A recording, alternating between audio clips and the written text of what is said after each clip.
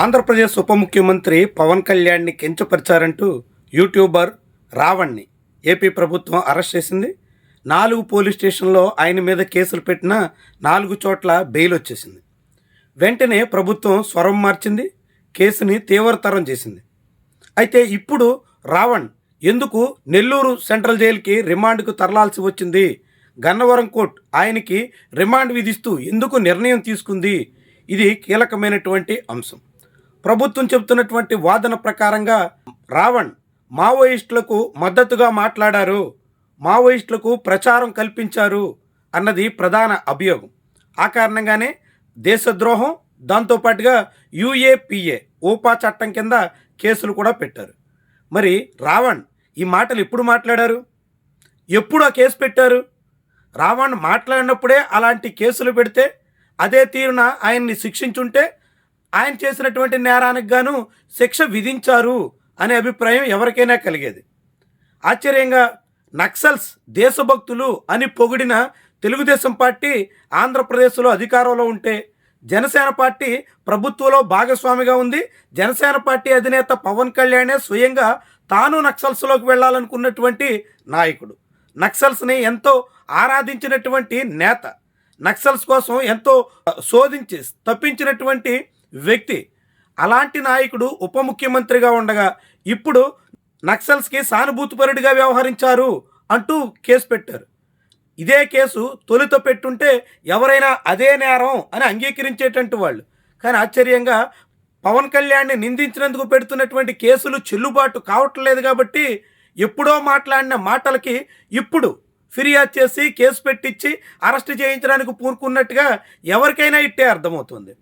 దానికి తోడుగా దేవుళ్ళని కించపరిచారు అంటూ రావణ్ ఎప్పుడో 2018-19 కాలంలో మాట్లాడినటువంటి వీడియోలన్నీ ఇప్పుడు ప్రదర్శించే ప్రయత్నం చేస్తున్నారు. నిజానికి దేవుళ్ళని కించపరిచినటువంటి వాళ్ళలో ఇదే పవన్ కళ్యాణ్ తండ్రి కొణిదెల వెంకట్రావుని మించినటువంటి వాళ్ళు లేరు. పవన్ కళ్యాణ్ స్వయంగా చెప్పినట్టుగా ఆయన తండ్రి నేరుగా ధూపదీప నైవేద్యాల దగ్గరే సిగరెట్ వెలిగించుకున్నటువంటి గనుడు. అంతగా దేవుళ్ళని కించపరిచినటువంటి కొణిదెల వెంకట్రావు తనయుడు పవన్ కళ్యాణ్ నాయకత్వంలో ఇప్పుడు జనసేన పార్టీ శ్రేణులు రావణ్ అనేటువంటి వ్యక్తి దేవుళ్ళని కించపరిచారు అని మాట్లాడుతున్నారు. మరి ఇలా ఒకదానికి సంబంధం లేకుండా తొలుత పవన్ కళ్యాణ్ని కించపరిచారని, ఆ తర్వాత దేవుళ్ళనేదో అన్నారని, ఇక అవన్నీ వర్కౌట్ కాకపోవడంతో ఇక నేరుగా దేశ విచ్ఛిన్నానికే ప్రయత్నం చేశారనేటువంటి ఆరోపణలు చేసేటంత వరకు వెళ్ళారు. నిజానికి ఆ గన్నవరం కోర్టు రిమాండ్ విధించకపోతే నేరుగా ఈ రావణ్ ఐసిస్ తీవ్రవాది, ఇంకెవరికో ఏజెంట్ అని కూడా చిత్రీకరించే ప్రయత్నం చేదురేమో. మరి అలాంటి అవకాశం రాకుండానే జైలుకి వెళ్లాల్సిన పరిస్థితి రావణ్కి వచ్చింది. ఏమైనప్పటికీ ఇలాంటి ధోరణి, ఈ తీరున ప్రభుత్వం తాను అనుకున్నట్టుగా ఎవరి మీదైనా ఏ కేసులైనా పెట్టొచ్చు, ఎవరిని ఎలాగైనా జైలుకు పంపించవచ్చు అనేటువంటి తీరుని చాటుకున్నట్టుగా కనిపిస్తుంది. అందులో పవన్ కళ్యాణ్ ఆయన వ్యక్తిగతంగా ఈ కేసును తీసుకుని ఆయన సంతృప్తిపరచడం కోసం జనసేన పార్టీ శ్రేణులు ఏకంగా పోలీస్ స్టేషన్ మీదే దాడికి పూనుకుని చివరకు ఇలాంటి దేశద్రోహం కేసులు కూడా బనాయించి పెట్టినటువంటి తీరే చాలా విడ్డూరంగా కనిపిస్తుంది. ఇది రాజకీయంగా భవిష్యత్తులో అనేక రకాలుగా యూఏపీఏ లాంటి చట్టాలు దుర్వినియోగానికి దారితీస్తాయనే ఆందోళన కలుగుతోంది.